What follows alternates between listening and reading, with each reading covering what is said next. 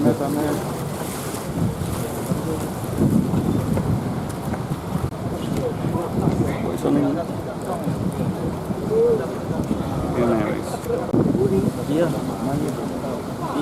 iya, dia nangkopan saja deh.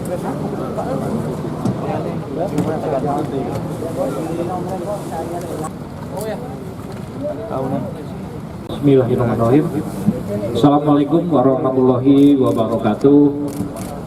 Selamat sore, salam sejahtera bagi kita semua. Salam, Om Swastiastu.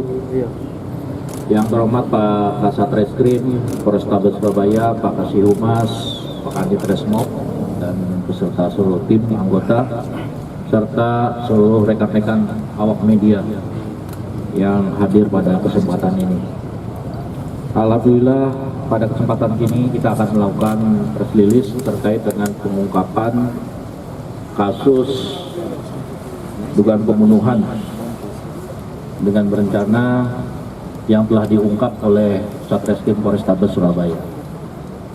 Yang mana kasus ini diawali adanya pengaduan ke Polrestabes Surabaya pada tanggal 5 Mei 2023 yang melaporkan bahwa ada seseorang yang telah hilang kontak dengan anaknya yang sudah diperkirakan 2 hari tidak ada kabar dan tidak bisa dihubungi. Berangkat dari pengaduan itu, maka Kasat Reskrim membentuk tim yang dipimpin oleh Kanit Resmob Satreskrim Polrestabes Surabaya, melakukan berbagai kegiatan penyelidikan dengan mengumpulkan data-data dan informasi yang ada, juga mengumpulkan keterangan saksi dan analisis IT dan CCTV semuanya. Sehingga dilakukan penyelidikan, maka pada tanggal 7 Juni telah diamankan seorang laki-laki berumur 41 tahun dengan inisial RBA.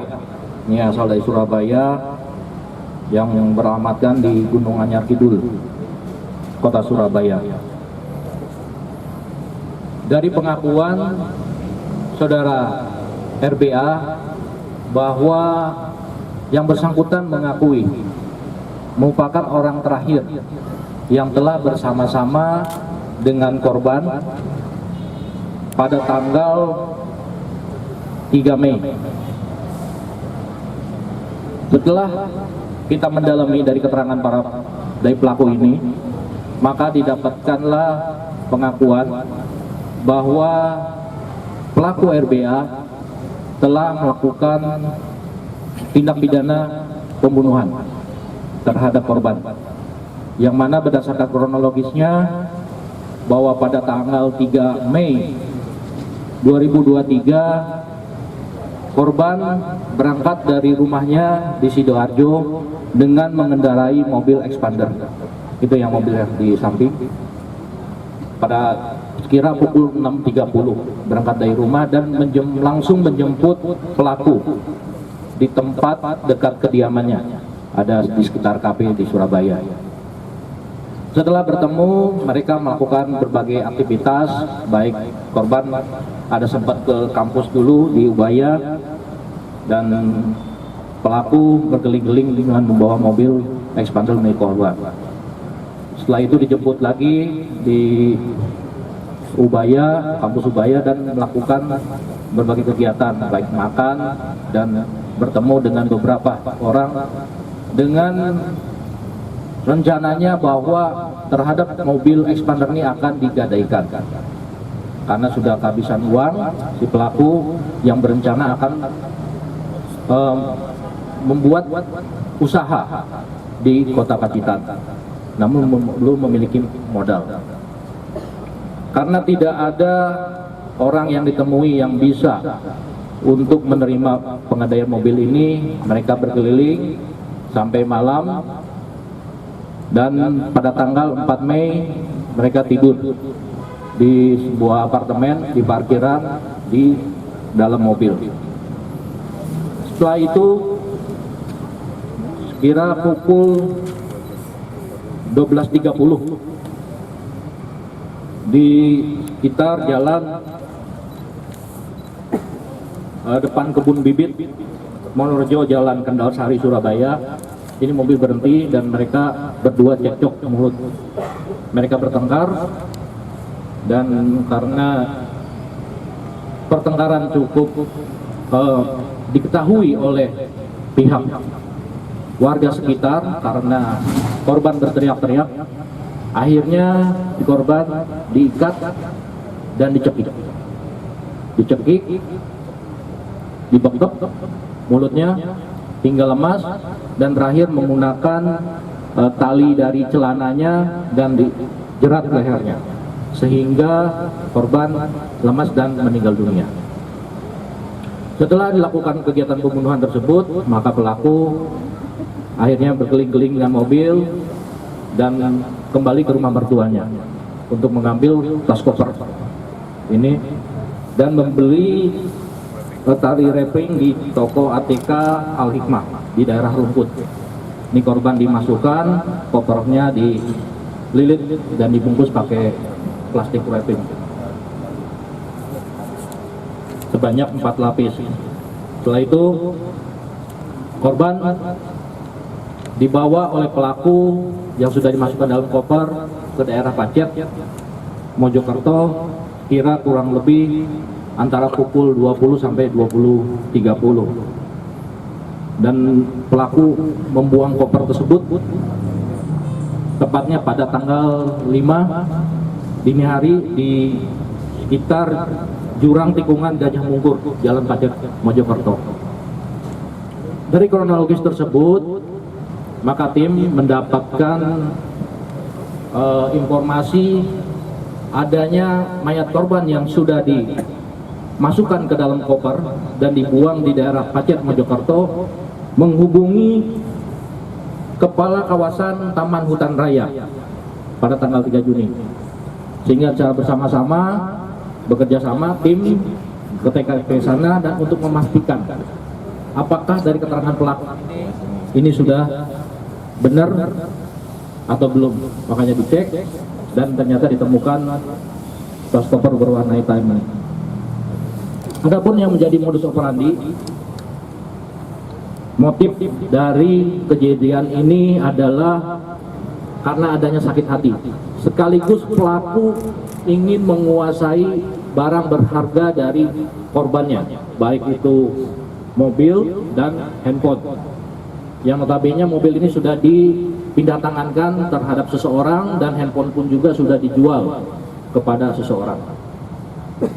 Dan kita akan menjerat terhadap pelaku sesuai dengan pasal 338 dan 340 KUHP dengan ancaman maksimal bisa seumur hidup. Demikian yang dapat kami sampaikan. Ada yang tanyakan?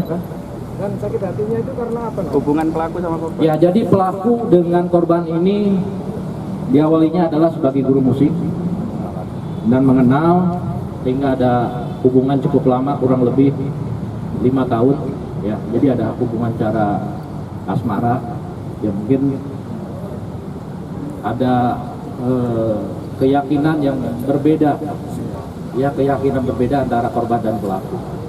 Oke, yang lain? Dan sakit hatinya itu karena apa? Ada orang ketiga atau? Ya, karena perkataan dari korban yang membuat sakit hati pelaku saat itu. Kata-kata yang bagaimana dan yang membuat dia kok Menghina. Ya, seperti menghina gitu ya, kurang lebih. Dan selama sebulan itu tinggal di mana? Pelaku. Selama sebulan itu. Sebulan apa? Kan 5 Mei sampai. Pelarian pelaku. Pindah-pindah. Mereka pindah-pindah karena pelaku juga merasa ada telah berbuat salah, jadi mereka tinggalnya berpindah-pindah gitu. Ya. Dan niat membunuhnya itu dia sengaja mengundang untuk membunuh atau untuk duitnya itu cuma sekedar Ya, memang diawali ini mereka belum ada terjadi untuk niat untuk membunuh.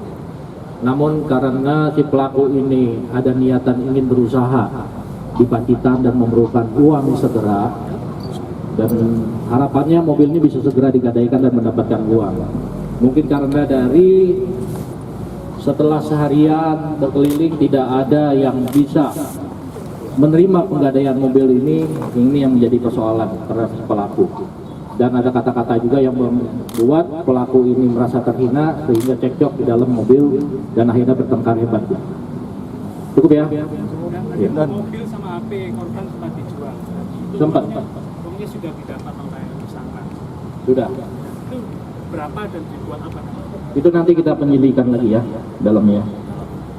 Ya, kebetulan saya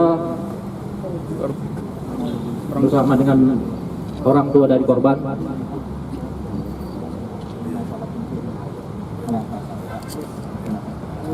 Iya. Iya. Ya mungkin Bapak mau menyampaikan.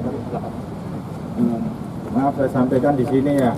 Sebelumnya saya terima kasih kepada Bapak Kapolri, Bapak Asad ya, yang telah Kapolres Surabaya ya, dan telah selama ini membantu saya dari awal sampai ditemukan anak saya ini ya. Untuk saya sekedar mengingatkan yang beredar kabar selama ini kan agak simpang siur mengenai hubungan mereka ini yang dikira ke arah asmara. Menurut saya bukan seperti itu. Menurut saya dia ini berinisial Roy ini memang dia menggait beberapa wanita itu seperti membodohi gitu. Jadi dia tidak benar-benar orang yang kepingin untuk menjalin asmara dengan benar, tapi ingin menguasai hartanya. Soalnya saya lihat itu sebelum terjadian ini 2 minggu sebelumnya STN ini hilang di dalam mobil itu hilang. Jadi waktu anak saya tanya, Pak, STN-nya gimana? Saya tanya, loh saya nggak ngambil. Nah berarti yang menguasai STN sebelum mobil itu hilang dia sudah diplanningkan gitu. Jadi dari situ kelihatan dia ke arah planning untuk menguasai kendaraan itu dengan cara yang seperti ini Pak. Kira-kira gitu ya. Terima kasih Pak ya. Cukup ya? Dan itu mobil sempat digadaikan Pak berapa Anda? Dijual Belum. Nanti kita akan sampaikan ya di dalam pemeriksaan kita akan dalami. dan diinterogasi Mas. Maju.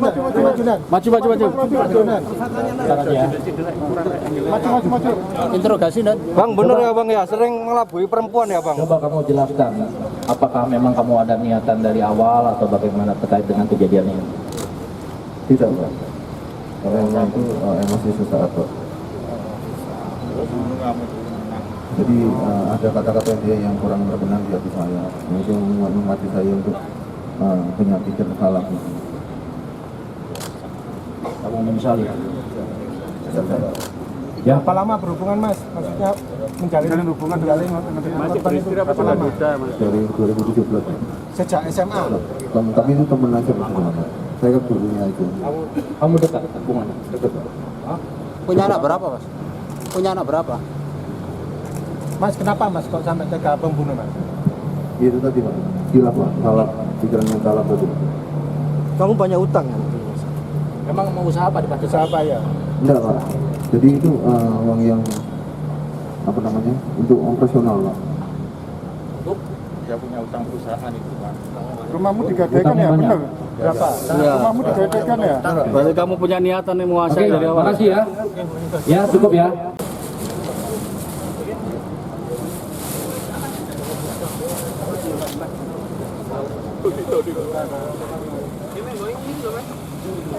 Jalan buka.